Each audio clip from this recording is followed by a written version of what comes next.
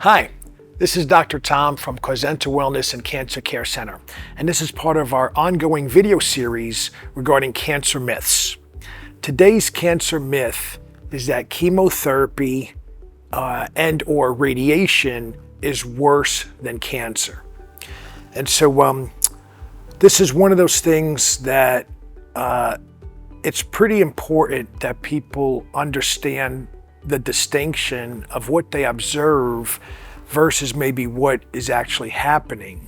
And so imagine if you walked into the gym and you saw someone squatting or deadlifting, but basically doing an exercise with a heavy weight, and they had really bad form. And their form was so bad that they got injured. Now you talk to that person afterwards and they tell you squats are bad for your knees or deadlifting is bad for your back.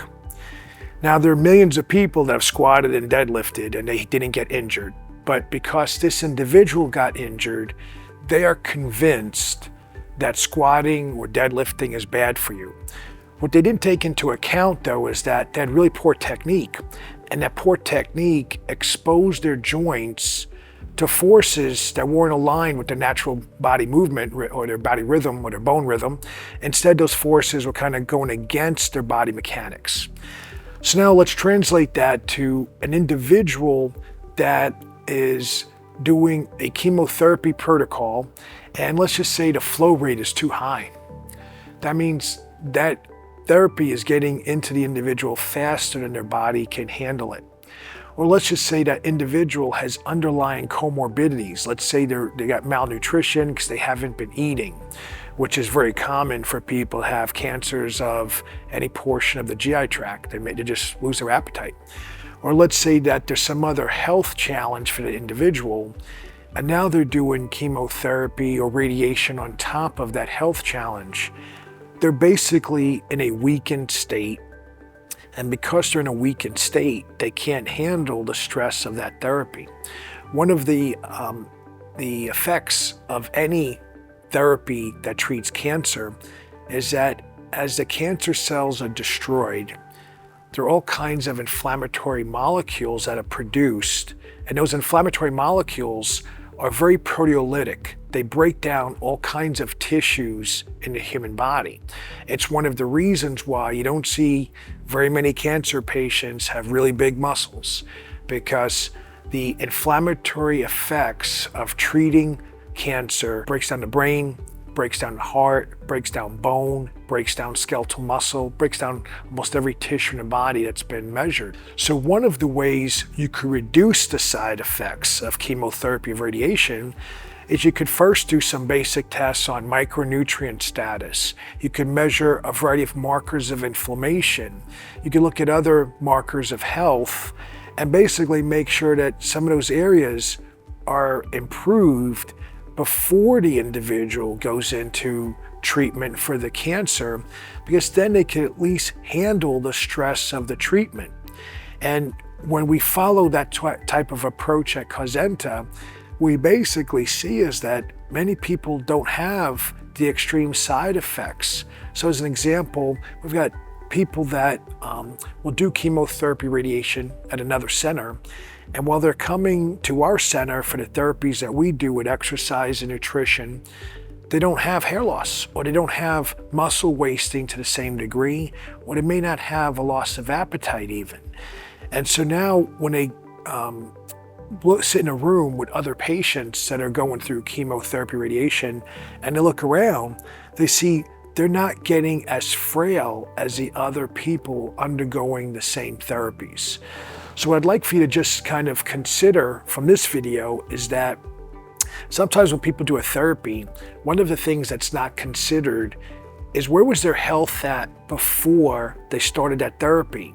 And the one thing we know, if you have cancer, you're not healthy. Another thing, a comment we hear a lot of times, people say, I was fine and then I got cancer. What that really means is they had something happening inside their body that they weren't aware of.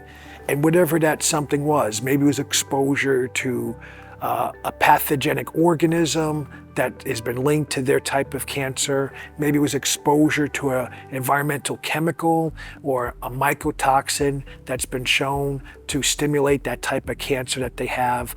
But something that they were exposed to was damaging their DNA, and that DNA led to cancer.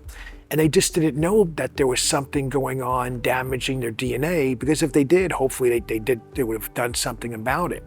But as that something is going on inside of their body, they're not really healthy anymore. They're actually not healthy, but because they may not feel pain, or they may not be suffering or seeing blood come out of their body, there's not really a mechanism of sorts that tells them, hey, something's wrong.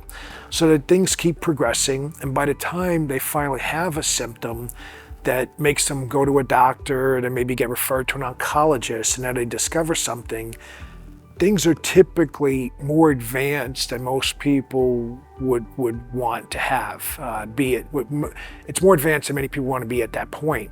So now they're usually guided into a decision-making process where it's like, hey, do something or else you're going to suffer more. So out of sort of a reaction, think of it as like a knee-jerk type reaction, they start jumping into a very aggressive therapy that could be far more aggressive than their health can handle at that point in time. And that's why I led off this video with the idea of poor technique in a squat or the deadlift and injuring someone. It doesn't mean squats and deadlifts are bad for you. It just means that if that individual had better technique, and that translates into, well, if people were a little bit healthier, then they could handle some of the stress of chemotherapy or radiation. Or if they were doing therapies that enhance the effectiveness of the chemotherapy and radiation and minimize side effects, it makes it far more tolerable.